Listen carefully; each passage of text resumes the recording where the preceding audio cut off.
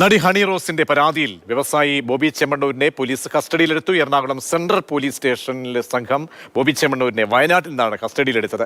Car വളഞ്ഞ് പുലർച്ചെ 4 മണി മുതൽ പോലീസ് ബോബി ചെമ്മണ്ണൂരിന്റെ ഫാം ഹൗസിന് മുന്നിൽ നിന്നു. വൈകിട്ടോടെ ബോബി ചെമ്മണ്ണൂരിനെ കൊച്ചിയിലേക്ക് എത്തിക്കും.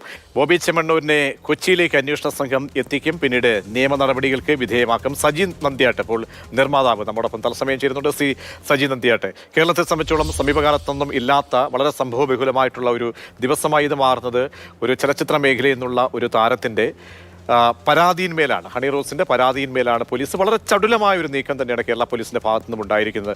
നമുക്കറിയാം, എത്രയോ താരങ്ങളായാലും അല്ലെങ്കിൽ അല്ലാതെ തന്നെ സമൂഹത്തിൽ ഇത്തരത്തിലുള്ള ദുഷിച്ച വലിയ അക്രമങ്ങൾ, സർജിക്കൽ സ്ട്രൈക്കിന് തുല്യമായിട്ടുള്ള അക്രമങ്ങൾ സോഷ്യൽ മീഡിയയിലൂടെ ഇരയാക്കപ്പെടുന്ന ഒരു സമയത്താണ് പോലീസിന്റെ നടപടി ഇങ്ങനെ ശുഭോദർഗമായി വരുന്നത്. എന്താണ് താങ്കൾ മനസ്സിലാക്കുന്നത്? കാരണം നിങ്ങളുടെ ഫ്രട്ടേണിറ്റിയിലുള്ള ആളുകളൊക്കെ തന്നെ ഇപ്പോൾ പെപ്കയൊക്കെ തന്നെ പൂർണ്ണ പിന്തുണ നിയമ പോരാട്ടത്തിന് അറിയിച്ച് രംഗത്തേക്ക് വരികയാണ്. സജി നന്ദ്യാട്ട് എന്താണ് മനസ്സിലാക്കുന്നത്?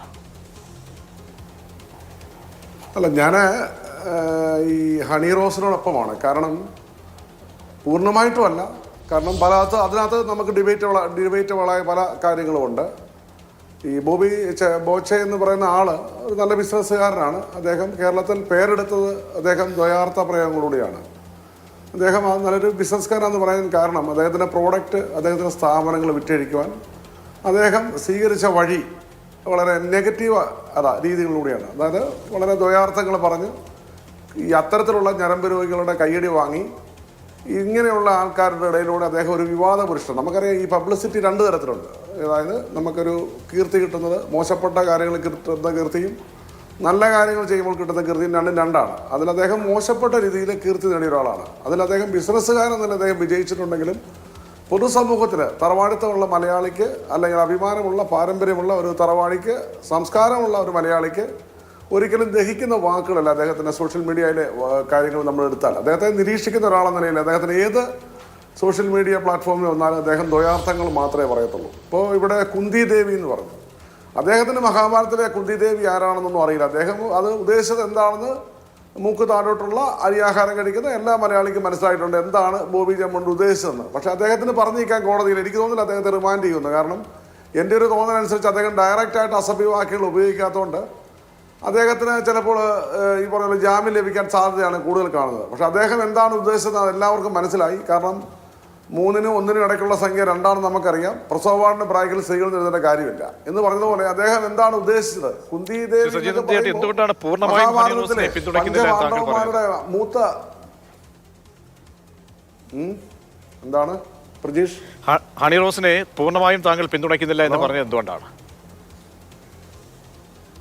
അല്ല, ഹണി റോസിനെ പൂർണ്ണമായും പിന്തുണയ്ക്കുന്നില്ല എന്ന് പറയുന്നത് എനിക്ക് ചില കാര്യങ്ങളിൽ ഹണി റോസിനോട് വിയോജിപ്പുള്ള ആളാണ്. പക്ഷേ അതൊരിക്കലും ഞാൻ മോശപ്പെട്ട രീതിയിലേക്ക് നെഗറ്റീവ് കമൻ്റായിട്ട് പറഞ്ഞിട്ടില്ല.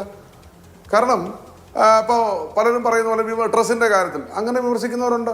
ഒരു പക്ഷെങ്കിലും എനിക്കും അക്കാര്യത്തിൽ അഭിപ്രായ വ്യത്യാസം ഹണി റോസിനോടുണ്ട് എന്ന് പറഞ്ഞുകൊണ്ട് ഞാൻ ഹണി റോസിനെ മോശമായി വളരെ എന്താ പറയുക അവരുടെ മാനസികമായി തകർക്കുന്ന തരത്തിൽ അവരെ മറ്റുള്ള തരത്തിൽ മോശപ്പെട്ട രീതിയിൽ ഞാൻ ഇന്നുവരെ ഒരു കമൻറ്റ് പറഞ്ഞിട്ടില്ല. ഹണി റോസുമായി 2 പ്രോഗ്രാമിൽ പങ്കെടുക്കാനുള്ള അവസരം എനിക്ക് ഉണ്ടായിട്ടുള്ള ആളാണ്. പക്ഷെ ഞാൻ ആ 2 പ്രോഗ്രാമിൽ പങ്കെടുത്തില്ല. ശ്രീ സജി നന്ദ്യാട്ട്, ബോച്ചെ അനുകൂലികളായ ആളുകളും പറയുന്നതാണ്, ബോച്ചെ അനുകൂലികളായിട്ടുള്ള ആളുകൾ ബോച്ചയുടെ ദ്വയാർത്ഥം പ്രയോഗിച്ചു, കുന്തി ദേവിയോട് ഉപയോഗിച്ചു. ബോച്ചയുടെ അനുകൂലികൾ ഈ സോഷ്യൽ മീഡിയയിൽ മെഴുകിപ്പോയപ്പോൾ കാണാമറയത്തിരിക്കുന്ന ആളുകളും പറയുന്ന ഇതാണ്, ഞങ്ങൾക്ക് പ്രശ്നം എന്താണ് ഹണി റോസിന്റെ ഈ വസ്ത്രധാരണം എന്നാണ്. അല്ല, അവിടെ ഞാൻ പറഞ്ഞത് ഹണി റോസ് എന്ത് ധരിക്കണമെന്ന് അതാ പറഞ്ഞത്. നമുക്കിതിനകത്ത് 2 രീതിയിൽ സംസാരിക്കാൻ പറ്റും. ഹണി റോസ് എന്ത് ധരിക്കണമെന്ന് തീരുമാനിക്കുന്ന ഹണി റോസാണ്. അത് അവരുടെ ഔചിത്യം അനുസരിച്ചാണ്. ഹണി റോസിന് ഏത് വസ്ത്രം ധരിക്കാനുള്ള അവകാശം നമ്മുടെ ഭരണഘടന ജനാധിപത്യ രാജ്യത്ത് കൊടുത്തിട്ടുണ്ട് പ്രതീക്ഷ. അപ്പോൾ അവരത് ചെയ്യുന്നെങ്കിൽ നമുക്ക് തടയാൻ പറ്റില്ല. അത് അവർക്ക് അതിൻ്റെതായ ഉത്തരങ്ങൾ പറയാനുണ്ട്. പക്ഷേ ഞാൻ ചോദിക്കുന്ന ഹണി റോസ് ഒരു ഉദ്ഘാടനത്തിന് പോകുന്നു, ഒരു ഉദ്ഘാടനത്തിന് വിളിക്കുന്നവർ സാമ്പത്തികം കൊടുത്തിട്ടാണ് ഹണി റോസിനെ വിളിക്കുന്നത്. മാർക്കറ്റിംഗ് ആണല്ലോ. അവരുടെ സ്ഥാപനം, അവരുടെ പ്രോഡക്റ്റ് നല്ല നിലയിൽ വിറ്റഴിക്കാൻ, പൊതുസമൂഹത്തെ അറിയിക്കാൻ ഒരു ഉദ്ഘാടനം മാമാങ്കം നടത്തുമ്പോൾ അതിന് ഇന്നത്തെ കാലത്ത് ഏറ്റവും കൂടുതൽ ആകർഷിക്കുന്ന ഒരു സ്റ്റാർ എന്ന നിലയിൽ, അല്ല ഹണി റോസ് 500 പടത്തിലോ 100 പടത്തിലോ അഭിനയിച്ച ആളല്ല. അപ്പോൾ അത്തരത്തിൽ അവർ വരുമ്പോൾ അവരുടെ വേഷവിധാനങ്ങൾ അങ്ങനെ ആയിരിക്കും. കാരണം എന്താണ്, അവരൊരു ഭിക്ഷക്കാരുടെ വേഷം ഇട്ട് വന്നാൽ, കീറി പറഞ്ഞ വേഷം ഇട്ട് വന്നാൽ, അല്ലെങ്കിൽ ഒരു നൈറ്റ് ഇട്ട് വന്നാൽ ആർക്കും ഇഷ്ടപ്പെടില്ല. അപ്പൊ അത് നമ്മുടെ സമൂഹത്തിലെ കാഴ്ചപ്പാടാണ്. അത് ചിലപ്പോൾ എനിക്ക് ഇഷ്ടപ്പെടാം, അങ്ങനെ വരുമ്പോൾ സജി നന്ദിയാട്ട് അവിടെയാണ് കാഴ്ചപ്പാടിന്റെ പ്രശ്നം. ഞാൻ പറയട്ടെ, എന്തായാലും ഈ വേട്ടക്കാർ പറയുന്നത് അത് തന്നെയാണ്. വേട്ടക്കാർ പറയുന്ന രീതിയിൽ ഒരു വിക്ടിമൈസ് ചെയ്യപ്പെട്ട ഒരാൾ, ഒരു അട്രോസിറ്റിക്ക് ഇരയായ ആൾ. നേരത്തെയും രാഹുൽ ഈശ്വർ കഴിഞ്ഞ ചർച്ചയിൽ 2 മണിയുടെ ചർച്ചയിൽ നമ്മൾ രാഹുൽ ഈശ്വർ ഇത് തന്നെയാണ് പറഞ്ഞത്.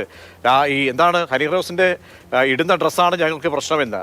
അപ്പോൾ ഈ വേട്ടക്കാർ നിശ്ചയിക്കുന്ന നിലയിലേക്ക് ഒരു പെൺകുട്ടി ഡ്രസ് ധരിക്കണമെന്ന് നിശ്ചയിച്ചു കഴിഞ്ഞാൽ എന്തൊരു ഗതികേടാണ് സാർ അത്. അതെ, അപ്പം ഞാൻ പറഞ്ഞത് നമ്മുടെ അഭിപ്രായ വ്യത്യാസം നമുക്ക് നമ്മുടെ മനസ്സിൽ പറയാം. ഒരു സ്ത്രീയെ അവഹേളിച്ചുകൊണ്ട്, അവരെ അപകീർത്തിപ്പെടുത്തിക്കൊണ്ട് ദ്വയാർത്ഥ പ്രയോഗം നടത്തി അവരെ പൊതുസമൂഹത്തിൽ അവഹേളിക്കുന്നതോട് ഞാൻ എതിർക്കുന്നു. എനിക്ക് ചിലപ്പോൾ ഹണി റോസിന്റെ ഡ്രസ്സിനോട് ചിലപ്പോൾ എനിക്ക് താല്പര്യം ഉണ്ടായെന്ന് വരില്ല. പക്ഷേ ഞാനത് മോശപ്പെട്ട രീതിയിലാണ് പ്രകടിപ്പിക്കേണ്ടത്. അവരെ താറടിച്ചുകൊണ്ട് അവരുടെ അവകാശത്തെ ഞാൻ മാനിക്കണം. എപ്പോഴാണ് നമ്മുടെ പൊളിറ്റിക്കൽ സയൻസിൽ അറിയാമല്ലോ പ്രതീക്ഷിന്, റൈറ്റ് ഇംപ്ലൈ ഡ്യൂട്ടി എന്ന് പറയുന്ന ഭാഗമുണ്ട്. +2 പഠിക്കാനുണ്ട്. എന്താണ് റൈറ്റ്, എന്താണ് ഡ്യൂട്ടി. ഒരാൾ തൻ്റെ അവകാശം മറ്റുള്ളവർക്കുണ്ട് അതേ അവകാശമെന്ന് ധരിച്ച് തങ്ങളുടെ മൗലിക അവകാശം പോലെ മറ്റുള്ളവരുടെ അവകാശം ആ വ്യക്തിക്ക് എൻജോയ് ചെയ്യാനുള്ള സാഹചര്യം സൃഷ്ടിക്കൽ മറ്റേ വ്യക്തിയുടെ ഡ്യൂട്ടിയായി മാറും. അപ്പോൾ ഹണി റോസിന് ഏത് ഡ്രസ്സ് ധരിക്കാൻ അവകാശമുണ്ടെന്ന് ഞാൻ മനസ്സിലാക്കണം. മറിച്ച് എനിക്കതിൽ വിമർശനമുണ്ടെങ്കിൽ അതിനെ ഞാൻ കാണേണ്ട ഏത് തരത്തിലാണ്. ഹണി റോസ് എന്ന് പറയുന്ന ആ ഒരു ലേഡിയോട് മോശപ്പെട്ട തരത്തിലുള്ള പദപ്രയോഗം നടത്തി, ദ്വയാർത്ഥം നടത്തി. കുന്തിദേവി പഞ്ചപാണ്ഡവർ മൂത്ത 3 മക്കളുടെ അമ്മയാണ്, സഹനത്തിന്റെ അമ്മയാണ്. മഹാഭാരതം ഒരു ഹിന്ദു മിത്തോളജിയാണ്. ആ ഹിന്ദു മിത്തോളജിയെ വരെ ഇതുമായി കൂട്ടിക്കണക്കിയില്ലേ അദ്ദേഹം? നിങ്ങൾ ആലോചിച്ച് നോക്കൂ. ഞാൻ ഒരിക്കലും 100% ബോച്ചയ്ക്കെതിരായി സംസാരിക്കല്ല, മറിച്ച് ഇതിന്റെ രണ്ടിലെ റിയാലിറ്റിക്കിടയിലൂടെ സഞ്ചരിക്കാൻ ഞാൻ ആഗ്രഹിക്കുന്നത്. ഞാനൊരു പക്ഷവുമല്ല. ഇവിടെ ഹണി റോസ് ഏത് വസ്ത്രം ധരിക്കണം വന്നണം എന്ന് പറയുമ്പോൾ അവർ പ്രൊഫഷണലൈസ് ചെയ്യപ്പെടുകയാണ്.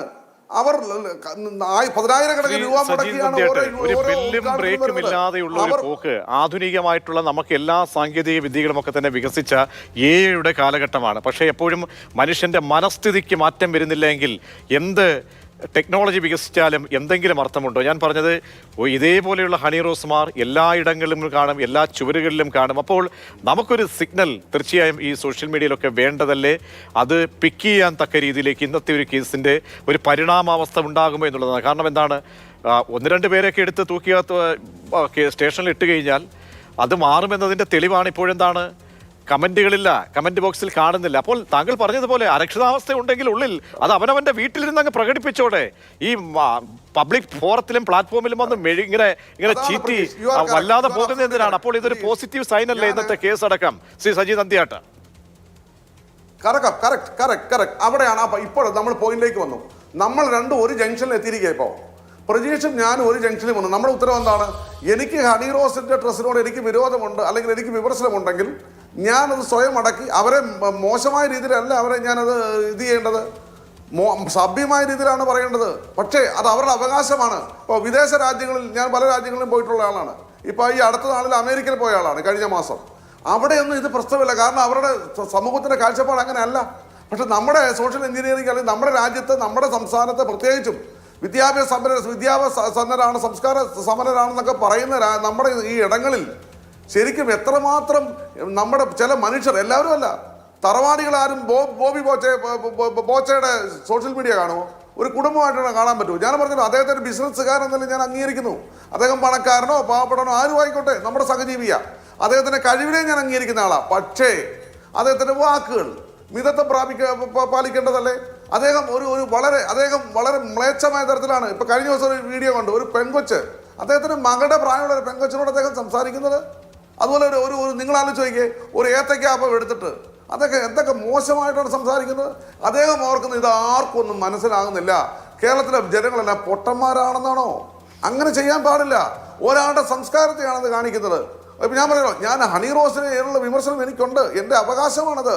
എൻ്റെ ഭരണഘടന റൈറ്റ് ടു ക്രിറ്റിസിസം എനിക്ക് നൽകിയിട്ടുണ്ട് പ്രജീഷ്.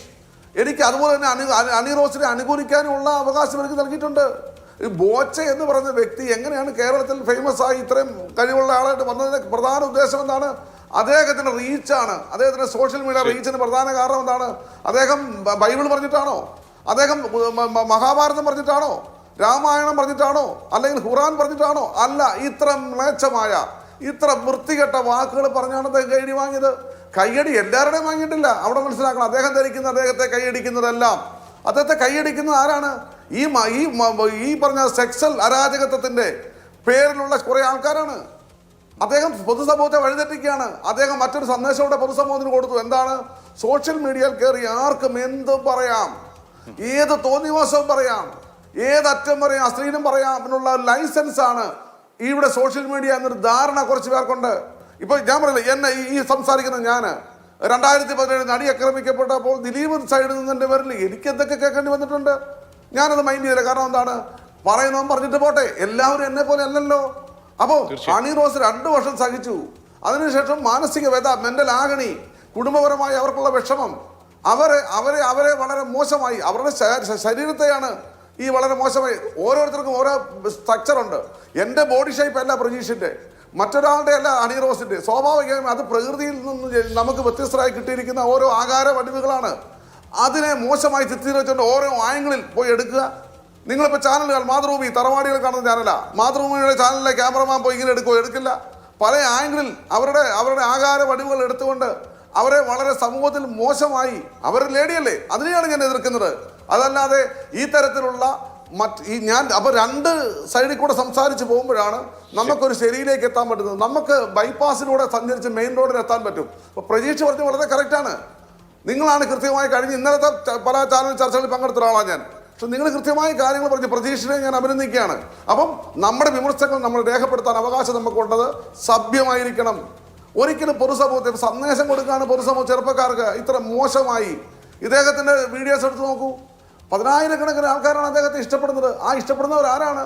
ഇവിടുത്തെ തറവാടികളാണോ, സംസ്കാര സമ്പന്നരോ ഇഷ്ടപ്പെടുമോ, വിദ്യാസമ്പന്നരോ ഇഷ്ടപ്പെടുമോ? ഇഷ്ടപ്പെടില്ല. പക്ഷേ അദ്ദേഹത്തിന്റെ പ്രോഡക്റ്റ് മാർക്കറ്റ് ചെയ്യണം. അദ്ദേഹം മിടുക്കനാണ് എന്ന് ഞാൻ പറയില്ല. ഞാൻ അദ്ദേഹത്തെ പൂർണ്ണമായും തള്ളിക്കളയുന്ന ആളല്ല. മറിച്ച് ഈ നമ്മൾ പറയുന്ന പോലെ ഇതിനകത്ത് ചില പ്രശ്നമുണ്ട്. പിന്നെ അദ്ദേഹത്തിന് ഈസിയായിട്ട് ജാമ്യം കിട്ടും. കാരണം എന്താണ്? ഡയറക്റ്റായി ഒരു അസഭ്യ വാക്കോ അദ്ദേഹം പറഞ്ഞിട്ടില്ല.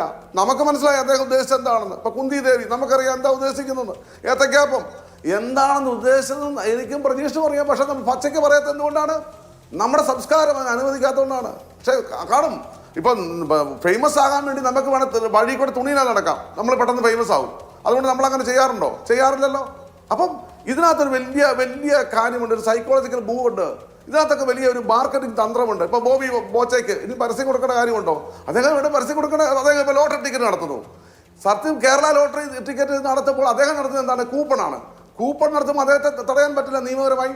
വളരെ ബുദ്ധിമാനായ മനുഷ്യൻ കൂടിയാണ്. 1000 ഏക്കർ ഉണ്ടെങ്കിൽ അദ്ദേഹം കഴിഞ്ഞ ദിവസം AFക്കാർ അദ്ദേഹത്തിന്റെ സ്ഥലത്ത് ചെന്ന് ലോറി തടയുന്നുണ്ട്. അവിടെ നിർമ്മാണ പക്ഷേ ദീർഘമായി ഒരുപാട് കാര്യങ്ങൾ താങ്കൾ വിശകലനം ചെയ്യുമ്പോൾ പല കോണികളിൽ കൂടെ നമ്മൾ ഇന്നത്തെ ഈ സംഭവത്തെ കാണേണ്ടതുണ്ട്. കാരണം ആത്യന്തികമായിട്ട് എന്താണ്, ഒരു സ്ത്രീ അപമാനിക്കുന്ന തരത്തിലേക്ക് കാര്യങ്ങൾ പോകാൻ പാടില്ല. വളരെയധികം നന്ദി ശ്രീ സജി നന്ദിയാട്ട്. ഇപ്പോൾ നിങ്ങളുടെയൊക്കെ തന്നെ ഫ്രട്ടേണിറ്റിയിലുള്ള എല്ലാ സിനിമാ മേഖലയിലെ ആളുകളും ഒക്കെ തന്നെ ഹണി റോസിന്റെ ഈ നിയമ പോരാട്ടത്തിന് പിന്തുണ കൂടി അറിയിച്ച് വരുന്നുണ്ട്.